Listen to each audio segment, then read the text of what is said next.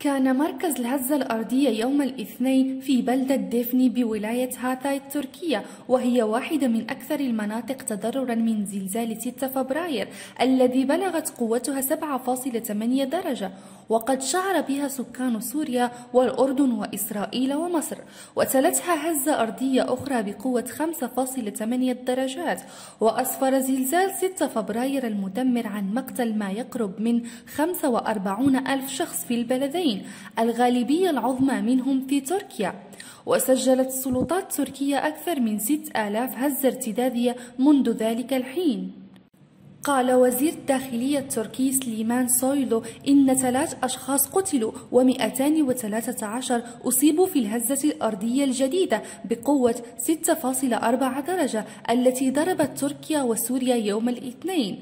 وتجري جهود البحث والإنقاذ في 3 مباني منهارة يعتقد أن 5 أشخاص محاصرون فيها. وقال لوتفو سافاش عمدة هاتاي إن عددا من المباني انهارت في الزلزال الجديد مما أدى إلى محاصرة أشخاص بداخلها. وأضاف سافاش للتلفزيون NTV إن المحاصرين ربما يكونون أشخاص عادوا إلى منازلهم أو كانوا يحاولون نقل أثاث من منازل متضررة.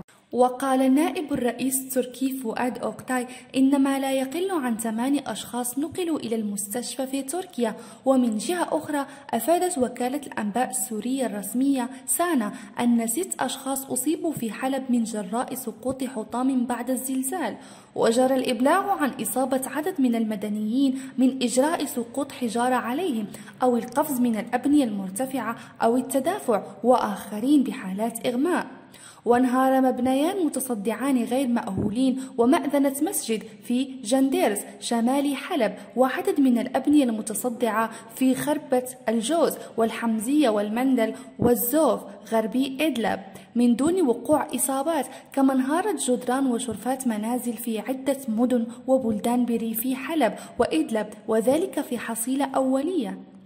وقال مدير الصحة في حلب زياد الحاج طه إنه ليست هناك حالات إسعافية ناجمة عن سقوط أبنية نتيجة الهزة الارتدادية، مشيرا إلى أشخاص راجعوا مستشفى الرازي بسبب الخوف وخروج الناس من منازلهم مسرعين إلى الشوارع. ونقلت سانا عن قائد فوج إطفاء اللاذقية إنه لم يتم الإبلاغ عن أي أضرار في الأبنية حتى الآن نتيجة الهزة الأرضية التي تأثرت بها المحافظة.